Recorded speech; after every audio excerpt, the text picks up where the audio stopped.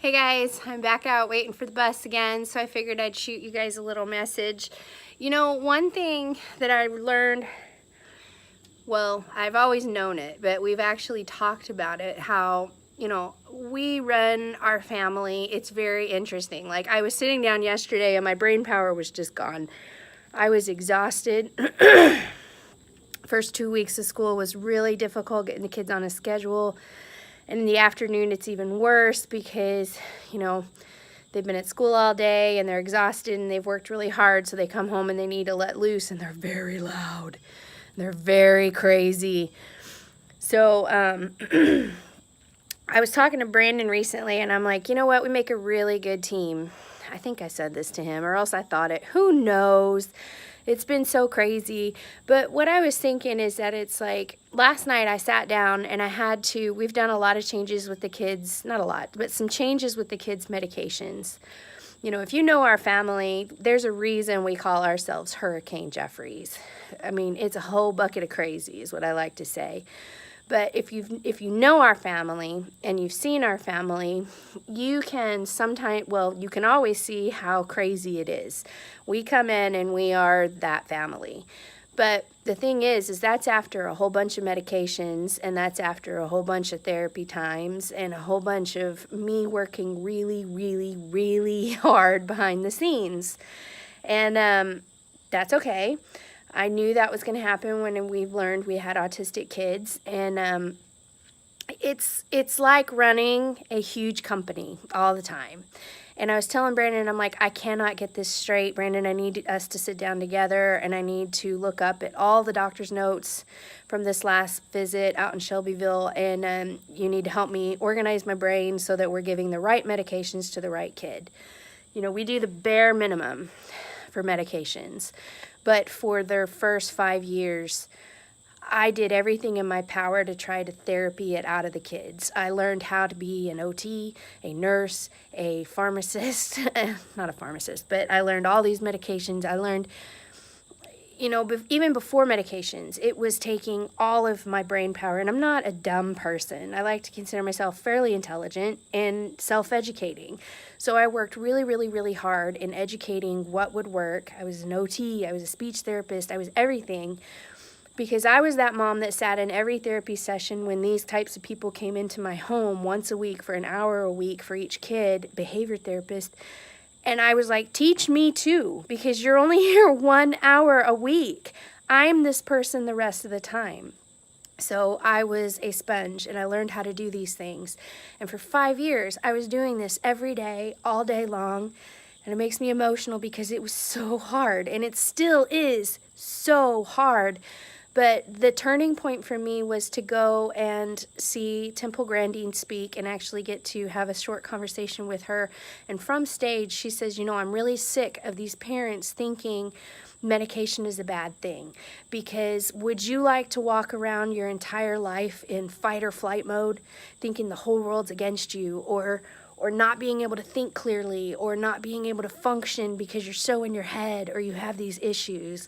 And every therapist, and this was a therapist session, this was continued education that I just happened to be able to get a part of.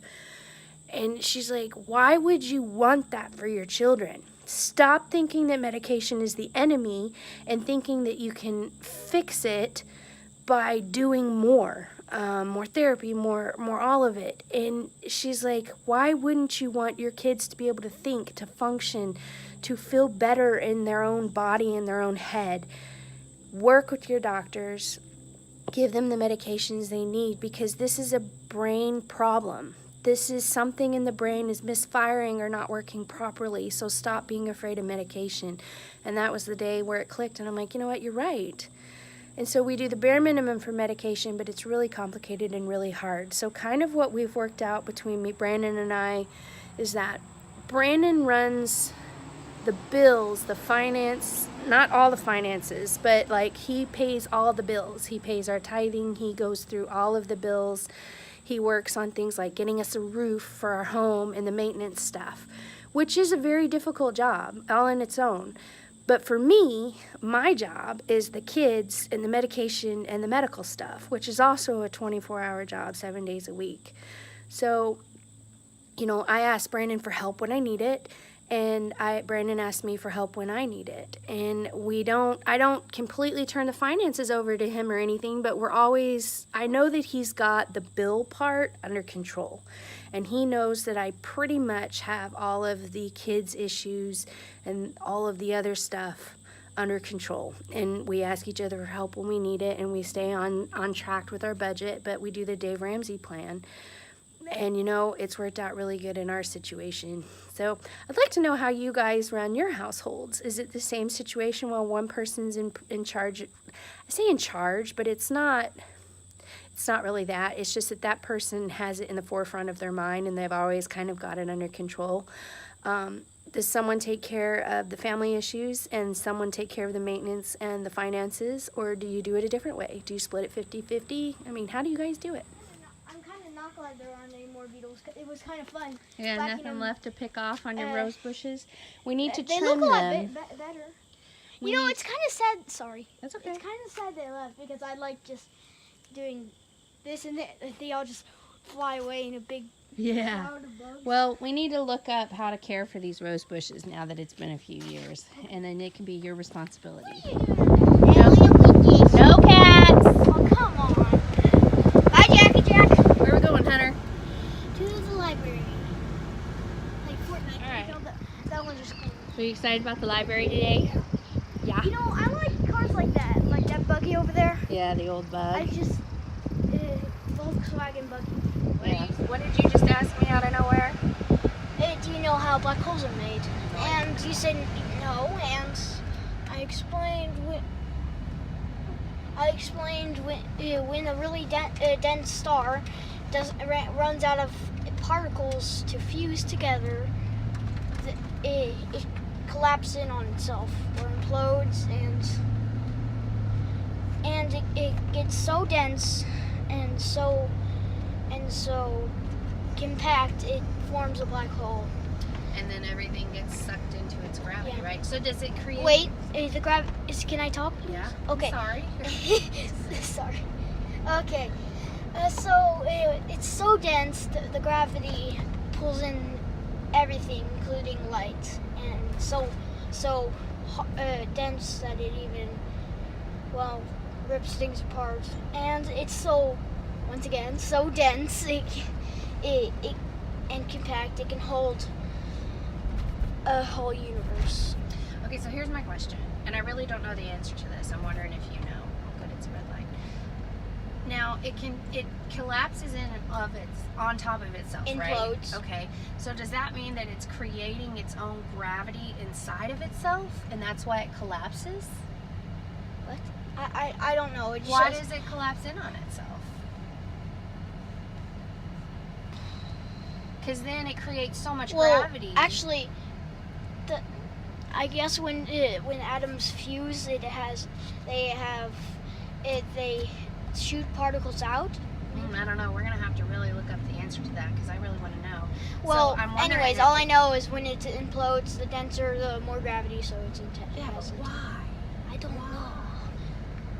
Those are the questions we need to find the answer to. Why does it implode? Does it create its own gravity? Does something attach to the star that it creates more gravity? I don't think so. You don't think so? What do you think? Well, I just think it has to do with something with not enough particles to fuse. I don't know. You know how stars use fusion? Yeah. Okay. Thanks for watching. Bye.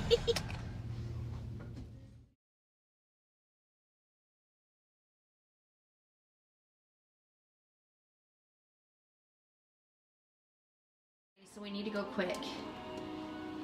Don't make them too small. They have to cook the same. I'm trying. You can also cut it. It's all right if it falls down. It won't go anywhere. Put your veggies in